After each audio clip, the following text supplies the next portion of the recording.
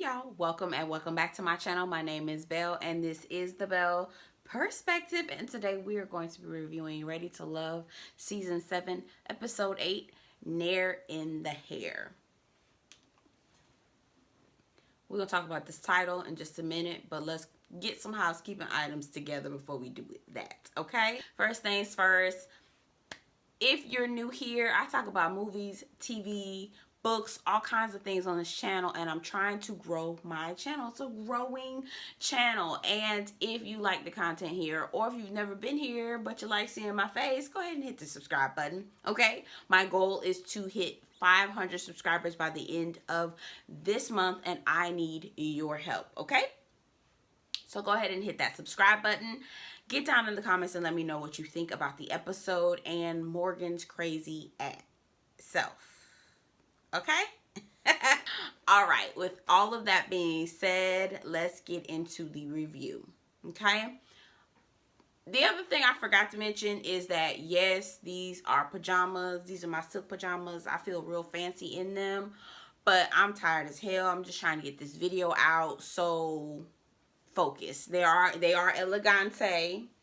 I feel like they're elegante. Episode is titled Nair in the Hair, and the reason why is Morgan is vindictive, okay? The problem is you. She literally put Nair hair remover in her ex's hair. She dated him 3 years prior to this show. So it wasn't when she was young. It wasn't when she was in her 20s and going through that phase. And, you know, we all have that phase where we, you know, on missions and dressed in black and pulling up to the house and stalking and carrying on. You know, you got that phase when you young. She was in her late 30s putting Nair in a man's hair.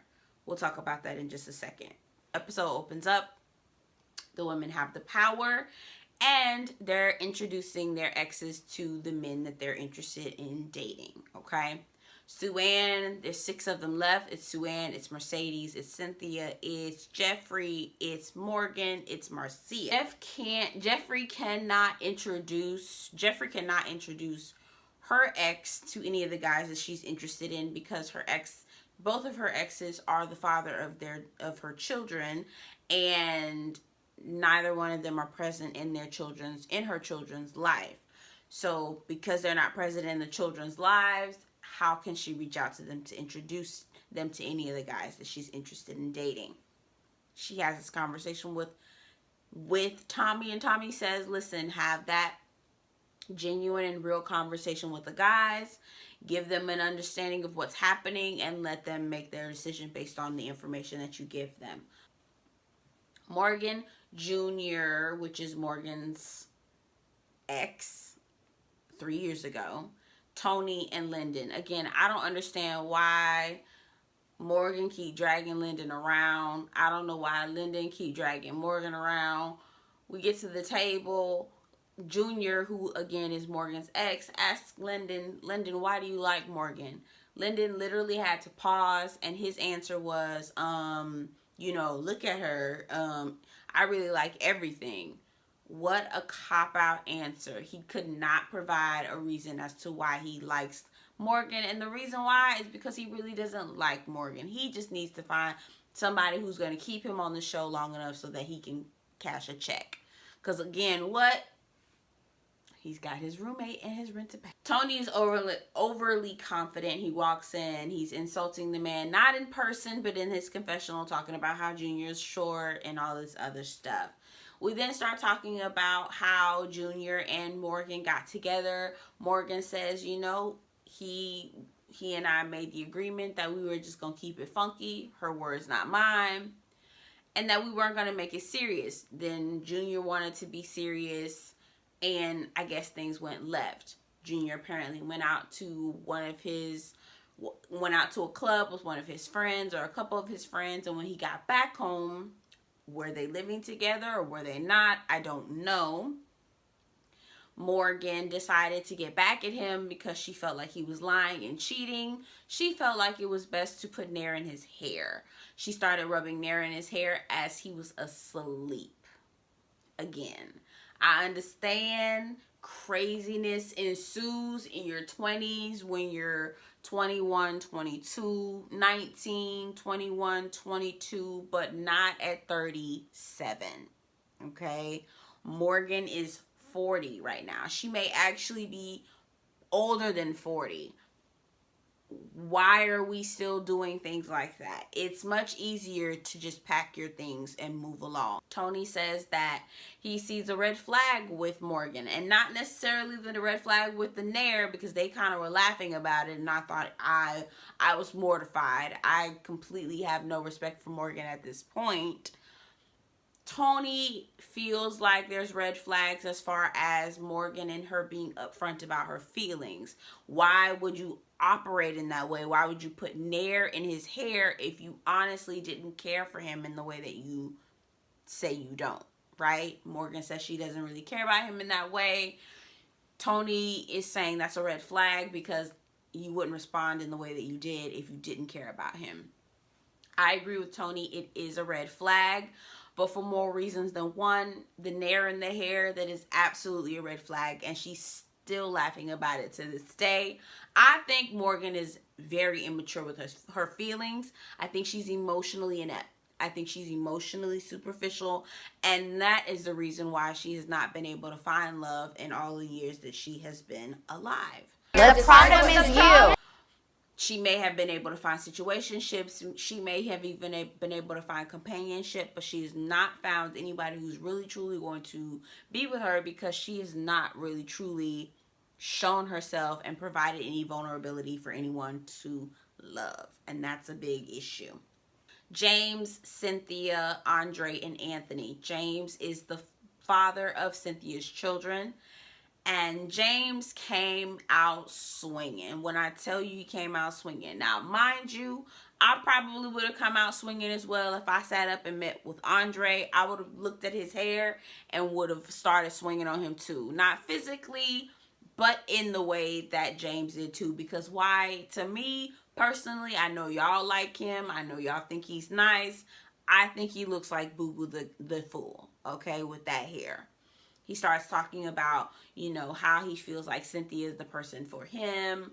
Sort of, kind of, in a roundabout way, James is picking up on the BS, and I appreciate it. But there are different ways to weed out or suss out BS. This was not the way. It was entirely too hostile for the date. It was craziness. Anthony gets there.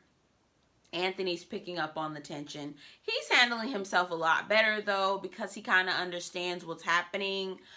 Andre is talking about how he's a successful guy, that he was featured in Forbes. Sir, I'm going to need you to reference the actual magazine, the actual article, because to this day, I feel like you're unemployed, okay? I need you to tell me exactly what the hell you do for a living, because at this point, it's up in the air, okay? When you said you were in Forbes, were you actually working there?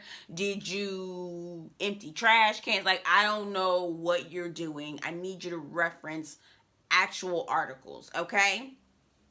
Andre ultimately gets upset and leaves the restaurant, which again, James was coming in hot, so I respect the fact that Andre decided he was going to get up and leave. But honestly, I'm with James. Andre doesn't give me genuine, honestly, he doesn't. And because he doesn't, I probably would have come in hot as well. It's not the best way to do it, but it's like, you're not genuine. I might as well just give you the business at this point.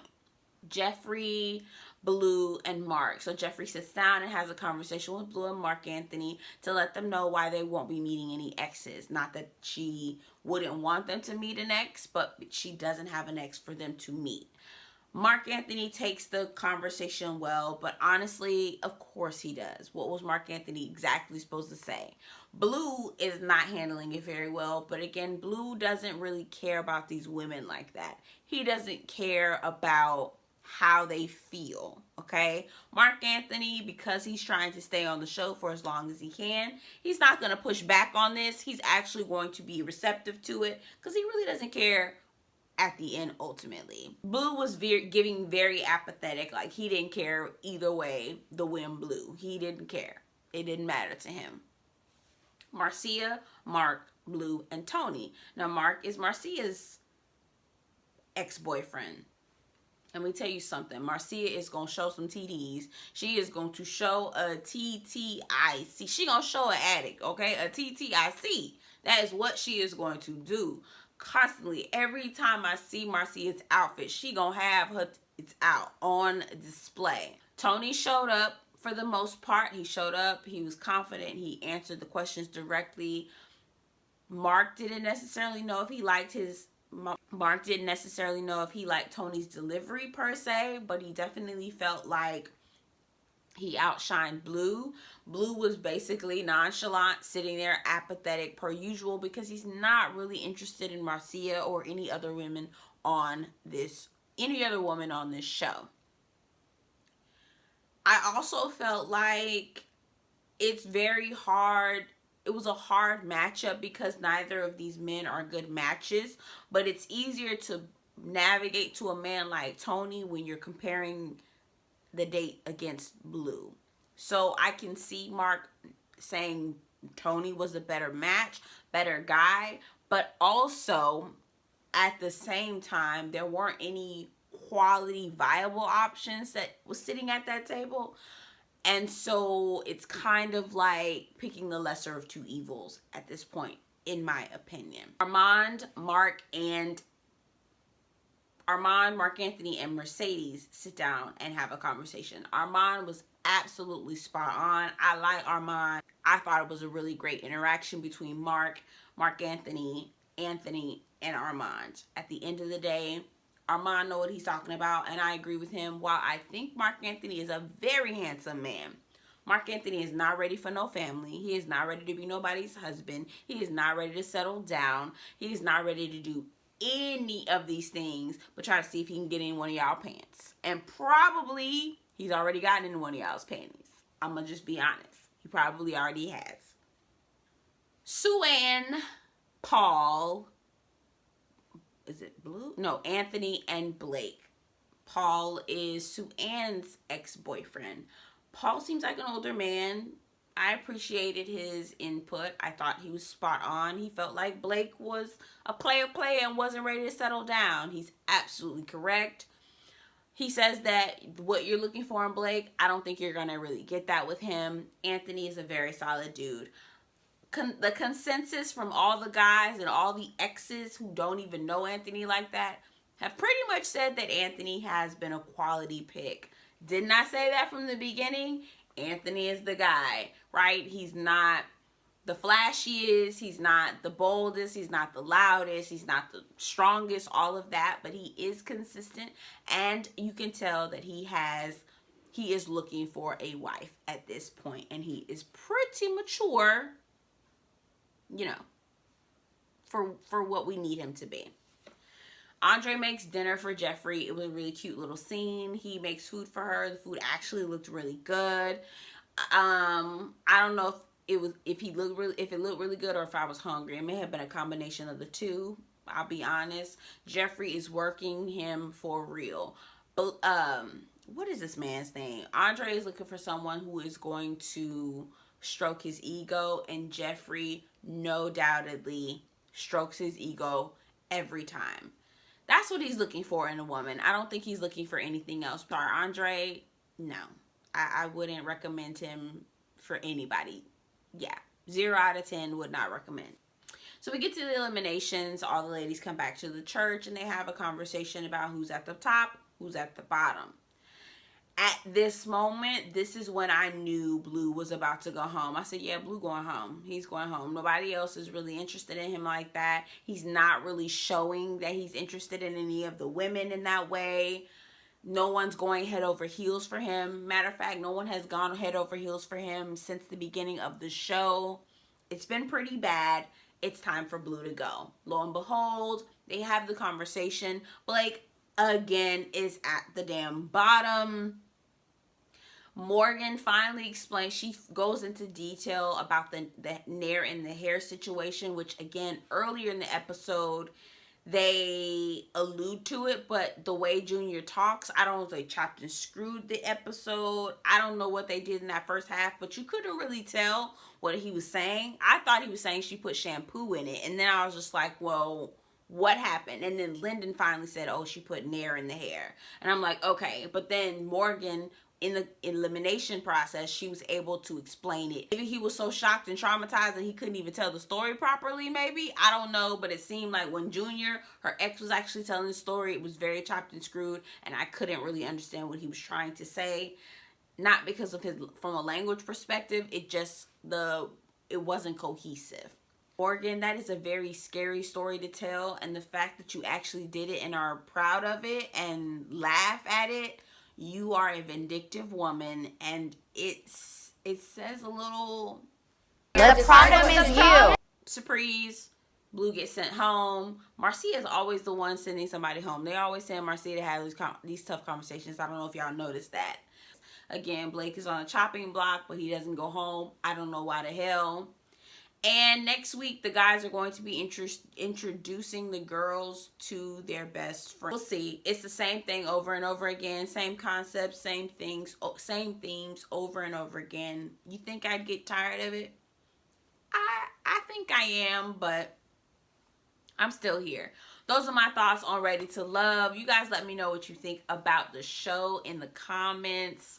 What do y'all think about this whole Morgan, Nair, and the hair situation? I think that is... The problem is you. I think I already gave my opinion. Y'all already know how I feel about it. Y'all tell me what you think about it in the comments. I am curious to know. Get down in the comments. Let me know what you think about the episode and my commentary. And don't forget to subscribe. I've got my 500 goal at the end of this month, and I need your help, okay? Go ahead and hit the subscribe button. My name is Belle, and this has been The Belle Perspective, and I will talk to you soon. Take care.